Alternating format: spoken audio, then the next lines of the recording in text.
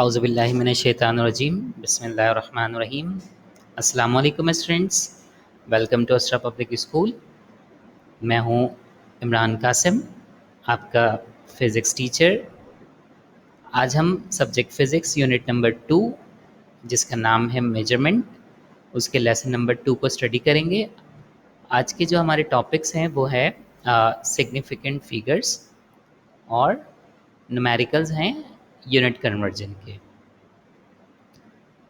आज के जो हमारे लर्निंग ऑब्जेक्टिव्स हैं, तो इंशाल्लाह इस लेसन के एंड में हम लोग एबल हो जाएंगे कि हम सिग्निफिकेंट फिगर्स की इम्पोर्टेंस को जान पाएँ और उनको काउंट कर पाएँ और डिजिट्स को राउंड ऑफ करना हमें आ जाए और बड़े यूनिट से छोटे यूनिट में और छोटे यूनिट से बड़े यूनिट के अंदर हमें कन्वर्जन आ जाए।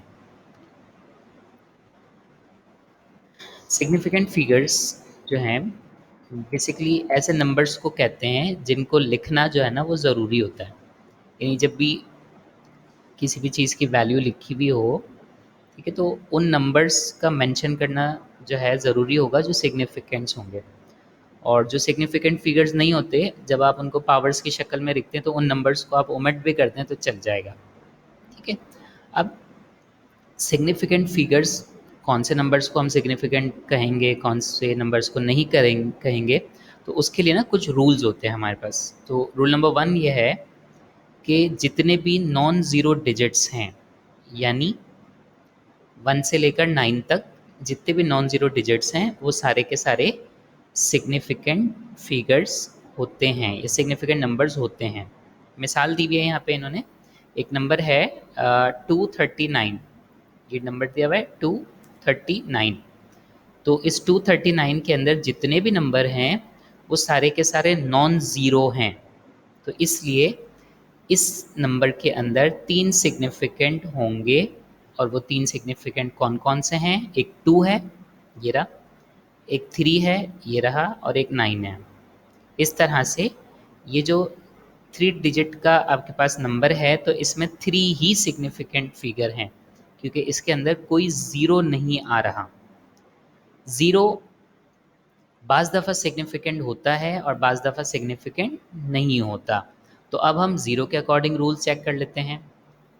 वो ज़ीरो जो नॉन ज़ीरो डिजिट्स के दरमियान में आता हो, वो ज़ीरो जो नॉन ज़ीरो डिजिट्स के दरमियान में आता हो वो सिग्निफिकेंट होता है।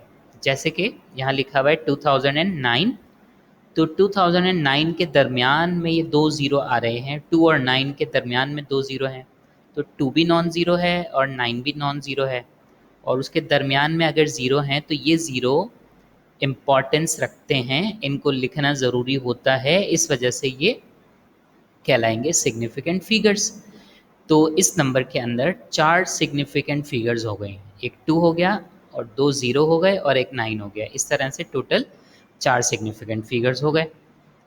अब वो तमाम ज़ीरो जो लोकेट कर रहे हैं डेसिमल पॉइंट को, यानी वो डेसिमल से पहले जो है ना वो ज़ीरो है, यानी वो नंबर 1 से छोटे हैं, ठीक है।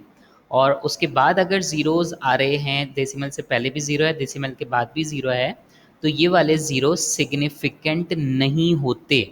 इनको लिखना पावर्स में ना लिखना बराबर होता है, आप इसको लिखें ना लिखें कोई फ़र्क नहीं पड़ेगा। तो इसलिए ये नंबर्स नॉन सिग्निफिकेंट्स कहलाते हैं, ये वाले ज़ीरो। तो ये वाले जो शुरू के 3 ज़ीरो हैं ये सिग्निफिकेंट नहीं होंगे।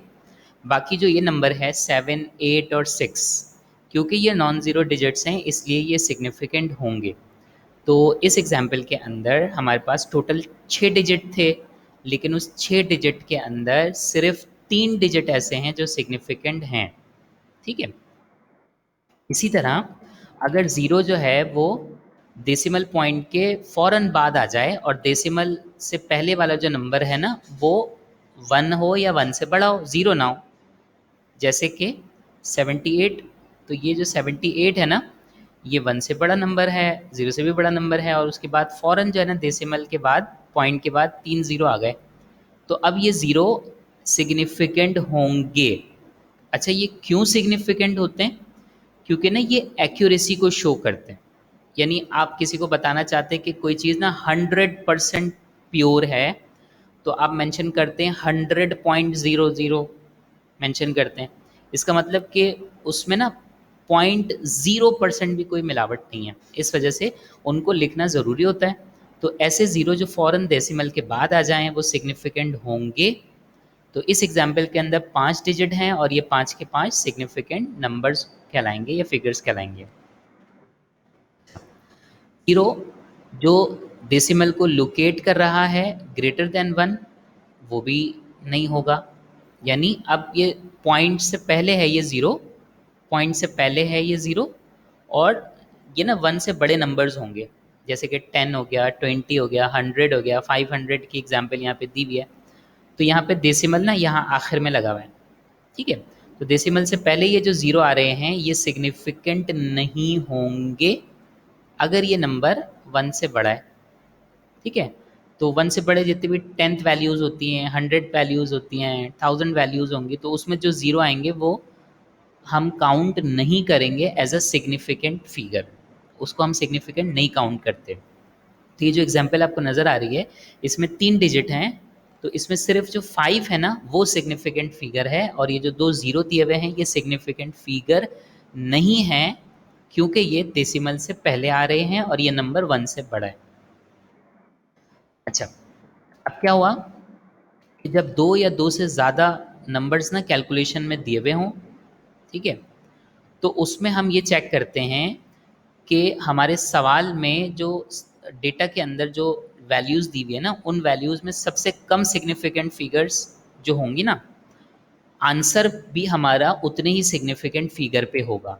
मिसाल के तौर पे आपके पास कुछ लेंथ गिवन है, एक लेंथ है 9.8, इसमें दो सिग्निफिकेंट है, और एक है वैल्यू 17.1, इसमें तीन सिग्निफिकेंट है, और कैलकुलेटर से जो इसका आंसर आ रहा है ना 167.58, तो ये पांच सिग्निफिकेंट फिगर्स इसमें आ रही हैं, जबकि हमारे सवाल में मिनिमम जो सिग्निफिकेंट फिगर्स हैं वो दो हैं। इसलिए हम क्या करेंगे कि ये जो हमारा आंसर है हम इसको दो सिग्निफिकेंट फिगर पे लेकर आएंगे, ठीक है, और इसके लिए हमें राउंड ऑफ करना पड़ेगा, ठीक है। तो राउंड ऑफ करने के बाद ये वैल्यू हमारे पास आ रही है 170। अब 170 में 1 और 7 जो है वो सिग्निफिकेंट फिगर है, जबकि ज़ीरो सिग्निफिकेंट फिगर नहीं है। तो इस तरह से अगर आप देखें तो आपका आंसर जो है ना वो दो सिग्निफिकेंट फिगर पे ही मुश्तमिल है, ठीक है। अब हम इसको राउंड ऑफ कैसे करेंगे, तो राउंड ऑफ के आइए कुछ रूल्स हम समझते हैं। तो ये कुछ राउंड ऑफ के रूल हैं। पहला रूल ये है कि अगर अगर जो है राइट साइड पे कोई भी नंबर दिया हुआ है और उसके राइट साइड पे जो नंबर है, ये लास्ट जो डिजिट है, अगर ये डिजिट 5 से बड़ा है, अगर ये जैसे ये एग्जाम्पल से समझ लेते हैं, ये एग्जाम्पल है, एग्जाम्पल नंबर 1 78 दिया हुआ है, तो 78 में लास्ट डिजिट जो है ना 8 है हमारे पास, और ये जो 8 है ना ये 5 से बड़ा है। तो जब भी लास्ट डिजिट 5 से बड़ा होगा तो हम इसको जो है ना ज़ीरो में कन्वर्ट कर देंगे, जैसे कि यहाँ आप देख सकते हैं ये 8 जो है ना ज़ीरो में कन्वर्ट हो गया, और जो बराबर वाला नंबर था यानी 7 उसमें 1 ऐड हो जाएगा, तो ये हो जाएगा 8। तो इस तरह से 78 को जब आप राउंड ऑफ करेंगे तो ये 80 हो जाएगा। बिल्कुल उसी तरह से आप जो है देख सकते हैं कि 0.78 है, इसमें भी वही रूल अप्लाई करेंगे कि 8 जो है ये या तो ज़ीरो लगाते हैं या फिर आप इसको यहाँ ओमिट कर सकते हैं, हटा सकते हैं, क्योंकि ये डेसिमल में वैल्यूज़ हैं। तो बराबर वाले में 1 ऐड कर देंगे तो ये हो जाएगा 0.8।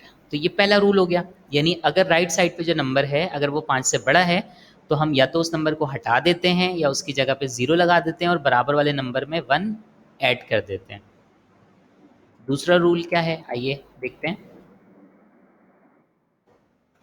तो दूसरे रूल को भी एग्जाम्पल से समझते हैं। देखें ये एग्जाम्पल है 73। अब जो लास्ट डिजिट है ना ये 5 से छोटा है, दोनों तरफ यहाँ 3 है और यहाँ पे 4 है, तो हम क्या करेंगे इस 3 को हम 0 में कन्वर्ट कर देते हैं और बराबर वाला जो नंबर है ना उसमें किसी नंबर को ऐड नहीं करते, बल्कि उसे हम एज इट इज़ नीचे लिख लेंगे। ठीक है। तो इस तरह से ये जो है हमारे पास 70 हो जाएगा, 73 को राउंड ऑफ करेंगे तो 70 हो जाएगा। और यहाँ पर हम 4 क्योंकि 5 से छोटा है तो हमने इसको नेग्लेक्ट कर दिया, और जो 7 है वो एज इट इज़ आ जाएगा। फिर तीसरे नंबर पर अगर जो लास्ट डिजिट है वो हमारे पास एग्जैक्टली 5 है, ना तो 5 से बड़ा है ना ही 5 से छोटा है, जैसे यहाँ आप देख सकते हैं ये 75 है और लास्ट डिजिट एग्जैक्टली 5 है, 5 से बड़ा नहीं है 5 से छोटा भी नहीं है, और यहाँ पर भी 5 है, 5 से बड़ा भी नहीं है 5 से छोटा भी नहीं है। तो हम ये देखते हैं कि लास्ट डिजिट से जो पहला वाला डिजिट होगा वो ओड नंबर है या फिर वो इवन नंबर है। अगर तो वो ओड नंबर होता है तो हम क्या करते हैं, इस 5 को 0 में कन्वर्ट कर देते हैं और बराबर में 1 ऐड कर देंगे। ओड होगा तो ऐड करेंगे, ओड होगा तो ऐड करेंगे 1 नंबर को, ठीक है, प्रोसीडिंग नंबर में। और अगर इवन नंबर है, जैसे 5 से पहले वाला जो नंबर है ना ये 8 है और 8 एक इवन नंबर है, तो इवन नंबर अगर होगा तो हम लास्ट डिजिट को 0 में कन्वर्ट कर देंगे और ये जो इवन नंबर है ये एज इट इज़ आ जाएगा। इसमें अब किसी भी चीज़ को हमें ऐड नहीं करना है। ओके, चलिए अब ये कुछ ऐसा ही प्रीफिक्सेस हैं। तो 10 की पावर 3 अगर है तो इसको हम पढ़ते हैं किलो और इसका सिंबल होता है के। 10 की पावर -2 है, इसका मतलब 1 डिवाइडेड बाय 100, तो ये सेंटी कहलाएगा। और अगर 1 डिवाइडेड बाय 1000 यानी 10 की पावर -3 है तो ये मिली कहलाएगा। और 10 की पावर -6 है तो ये माइक्रो कहलाएगा, ये माइक्रो का सिंबल है। और 10 की पावर -9 है तो इसको हम नैनो पढ़ते हैं। अब ना ये कुछ मैंने चार्ट यहाँ पे दिए हुए हैं आपको, ये चार्ट आप देख सकते हैं। 1 kg, kg बड़ा यूनिट है, ग्राम छोटा यूनिट है। तो जब kg से आप ग्राम में आएंगे यानी बड़े यूनिट से छोटे यूनिट में आएंगे तो हम मल्टीप्लाई करते हैं। ये जो मैंने हेडिंग बनाई है ना BSM, इसका मतलब है कि जब आप बिग यूनिट से स्मॉल यूनिट की तरफ जाएंगे तो आपको मल्टीप्लाई करना होगा। इसी तरह यहाँ मैंने लिखा है SBD, इसका मतलब कि छोटे यूनिट से यानी स्मॉल यूनिट से आप जब बिग यूनिट की तरफ जाएंगे तो आपको डिवाइड करना होगा। तो ये चार्ट है, ये हम न्यूमेरिकल्स जब हम करेंगे तो ये चार्ट हमारी हेल्प करेगा। केजी से ग्राम में जाना है तो 1000 से मल्टीप्लाई करेंगे, या फिर आप लिख सकते हैं 10 की पावर 3। ग्राम से मिलीग्राम में 10 की पावर 3 मल्टीप्लाई करेंगे, मिलीग्राम से माइक्रोग्राम में 10 की पावर 3 से मल्टीप्लाई करेंगे, और माइक्रोग्राम से नैनोग्राम में 10 की पावर 3 से मल्टीप्लाई करेंगे।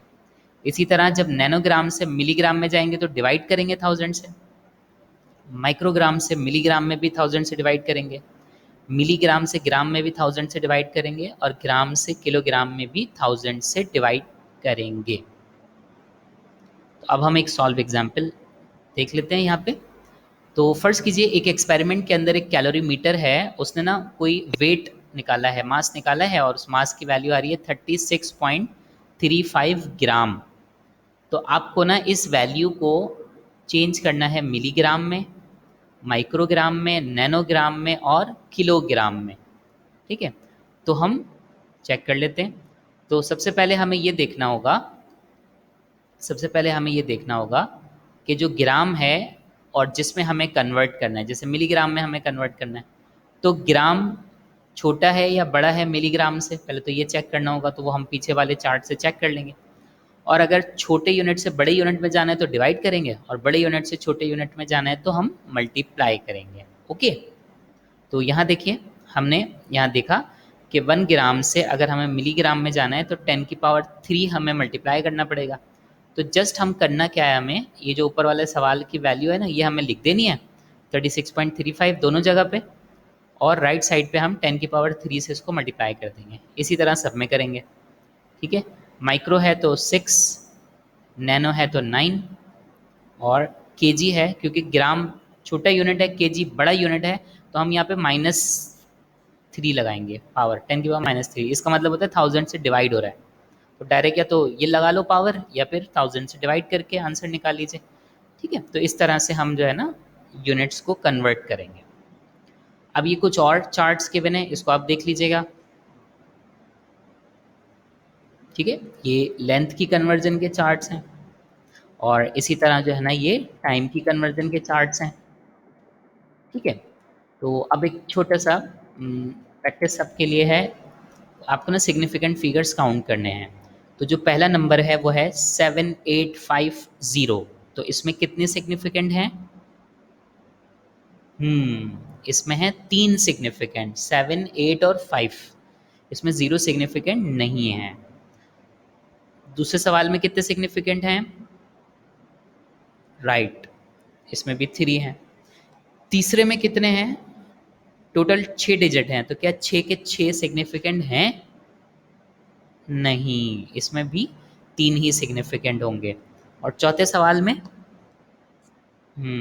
सोचिए, इसमें 4 होंगे, क्योंकि हमने बताया था कि डेसिमल के बाद अगर फौरन 0 आ जाए तो वो क्योंकि एक्यूरेसी को शो करता है ना, तो वो 0 हम काउंट करेंगे, तो इसमें 4 होंगे। और फिफ्थ क्वेश्चन में इसमें 5 सिग्निफिकेंट फिगर्स होंगे। और छठे में ना आपको एक ट्रिकी क्वेश्चन है, 3.5 है, मल्टीप्लाई हो रहा है 456 के अंदर। तो इसका जो भी आंसर आएगा, आपको ना उस आंसर को रिड्यूस करना होगा कितने सिग्निफिकेंट के अंदर, तो वो आपको यहाँ बताना है। इसको हम 2 सिग्निफिकेंट के अंदर करेंगे। क्यों? क्योंकि हमारे पास सवाल में जो वैल्यूज़ गिवन है वो है 3.5, इसके 2 सिग्निफिकेंट हैं, और 456 में 3 सिग्निफिकेंट है।